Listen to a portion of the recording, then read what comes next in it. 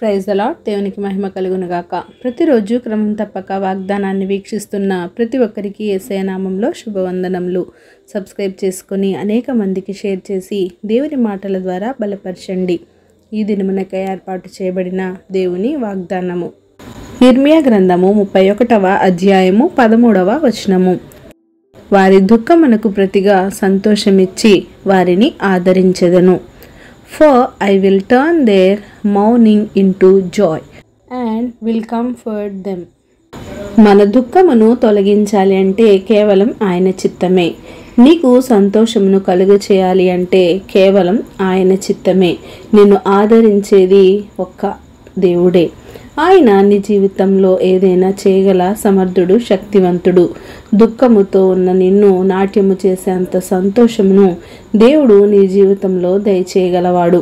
Hannah విషయంలో దేవుడు ఆమెను ఆదరించాడు. ఆమె దుఃఖమునకు ప్రతిగా సంతోషాన్ని ఇచ్చాడు. హన్నా బహు దుఃఖాక్రాంతురాలై వచ్చి యెహోవా సన్నిధిని బహుగా ఏడుస్తూ ప్రార్థన చేసింది. ఆమె ఇలా మ్రొక్కుబడి చేసుకుంది. యెహోవా, నీ సేవకురాలనైనా నాకు ఉన్న బాధను చూచి నీ సేవకురాలనైన నన్ను మరువక జ్ఞాపకం చేసుకొని నాకు మగపిల్లవాని దయచేసిన ఎడల వాని తల మీదికి క్షౌరపు కత్తి అన్నిటికీ రానియక వాడి జీవిత పర్యాంతరం నేను వాణ్ణి నీకు అప్పగిస్తాను అని యెహోవా సన్నిధిని ప్రార్థన చేసింది.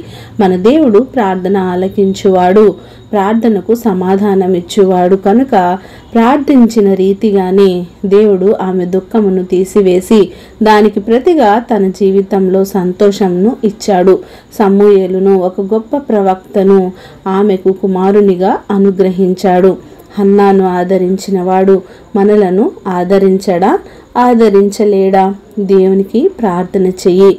నీ దుఃఖమునకు ప్రతిగా సంతోషమును, ఆనందమును కలుగ చేయువాడు. నీ దుఃఖ దినములు సమాప్తము చేసి నీ దుఃఖమును నాట్యముగా మార్చువాడు. నిన్ను కనికరించి కరుణించి ఆదరించువాడు. దేవునిపై నమ్మిక ఉంచి నీ భారం ఆయన మీద మోపుము. దేవుడే నిన్ను ఆదరించునుగాక. ఆమేన్. చిన్ని ప్రార్థన.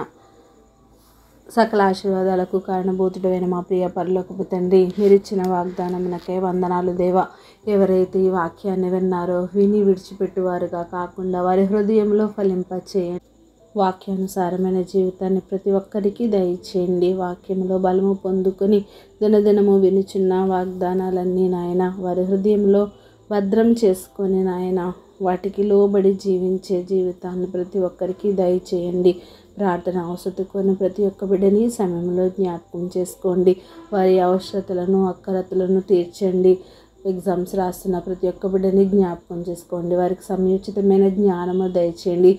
రాసిన బిడ్డల్ని, రాయబోతున్న బిడ్డల్ని, రాసడి బిడ్డల్ని ఒకసారి జ్ఞాపకం చేసుకొని వారికి మంచి ఫలితాలను దయచేసి మంచి భవిష్యత్తును వారికి అనుగ్రహించండి.